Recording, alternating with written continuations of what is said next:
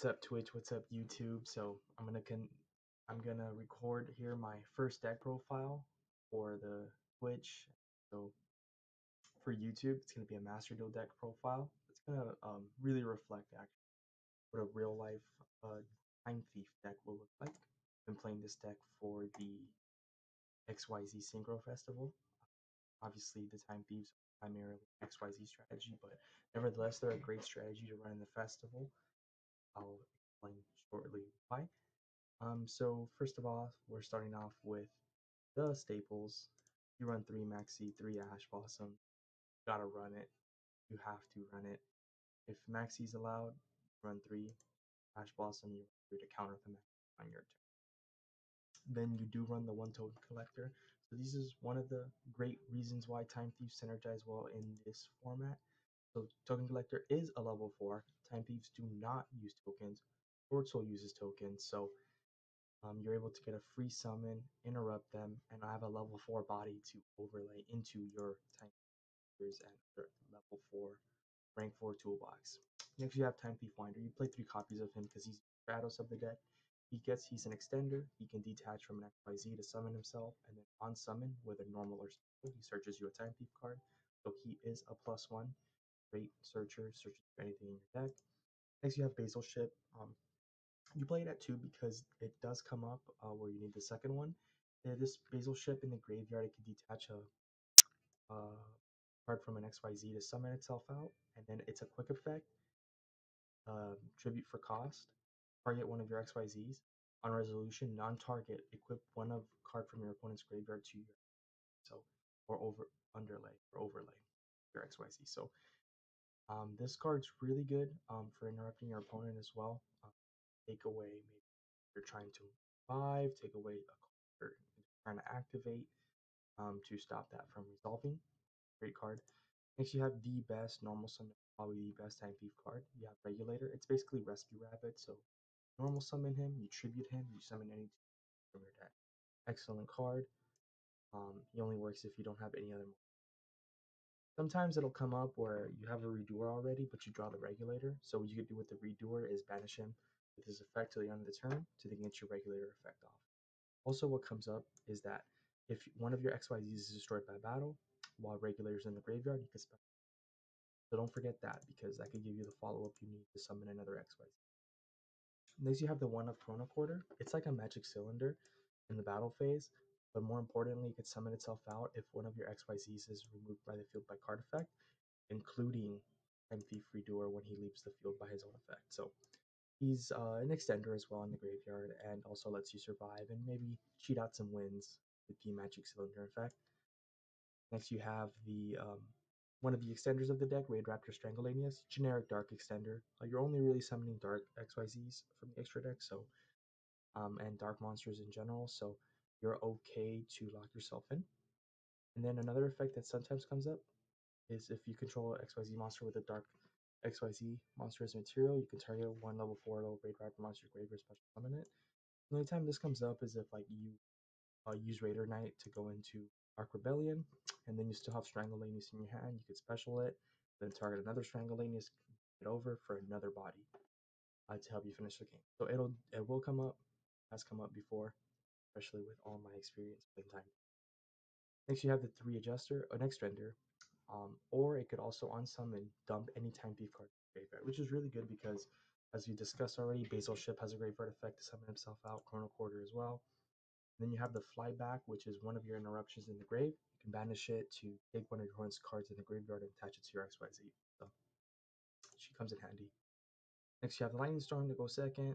I'll talk about that. And then you have Evenly, same reason, go second. Blow up board. Sometimes Sword Soul, sometimes other decks aren't putting up negate.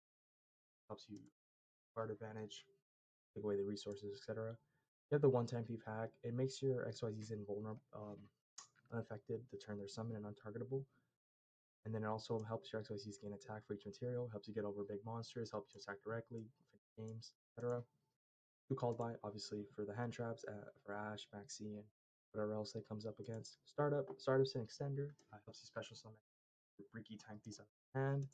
And also in the graveyard, it comes up where you banish it, and then you attach your Time Thief XYZ with one of each kind of card from the graveyard.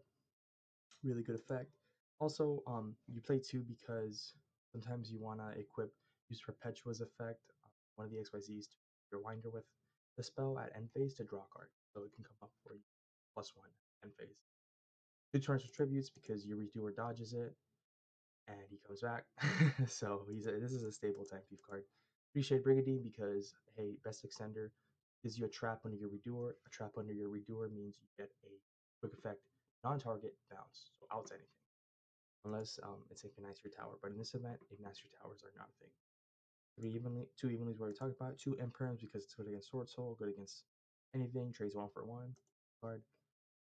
Three flyback because you want to have like the extra. Some people only play two, but I play three because you want to have that third one to attach to your Redoer for that second or third bounce. It comes up also in the graveyard again. It has the effect to banish itself to steal from your opponent's graveyard into your XYZ. So it helps in the grind. This deck is meant to like outgrind your OTK. I mean, sometimes with Arc Rebellion you can, but most of the time you're out resourcing your opponent, out maneuvering your opponent. So three flybacks comes up. Sometimes this is a card that I do want to play at two, but I only comes up once. It's a searchable. Usually you search it up. It's a searchable solemn judgment, let's say, but only for spell against traps. So it stops your board from being blown up by Dark Ruler or Imperm or evenly or Storm, as long as you control time PvZ. Also, the bonus thing is if it does resolve, you take that card they activated and put it under your time. Redoer gets another attachment, whether it's a spell or a trap. You continue plussing off it. So great card. Um, so yeah, that's the deck. It's I would say mid-range control deck. Here we have the extra deck now. You have two Evil Swarm Nightmares. I don't really summon this guy, but in the event that you do, he's basically a Book of Moon for any special monsters, not once per turn. This guy comes up sometimes where you just need to remove something. He sends to the graveyard, doesn't destroy, so it comes up. This guy I don't even know what he does, doesn't matter. Gaga can attack twice, help you finish games. Um, yeah, three Redoer, best card in the game. Best card in this event, I think, and in this deck. Three Perpetua because you want to be summoning your Perpetua combo. Perpetua, you need to Redoer. Perpetua helps you revive things from your graveyard, helps you keep your engine going, plus, etc. One Raider's Knight coupled with the Arc Rebellion uses your OTK. Raider's Knight effect, summon Arc Rebellion effect, gain all the attack, and affected, boom, crash for game. Time Thief Double Barrel. This one is like the set third thought, like you only summon it if you're really ahead, and then you want a monster to get on the board, or perhaps if you want to like try to take control of a monster, sometimes that comes up. But the problem with this card is it's not like a quick effect that you have to activate it in response to your opponent's any good, they're not gonna be playing into him, so that's why he's like mediocre.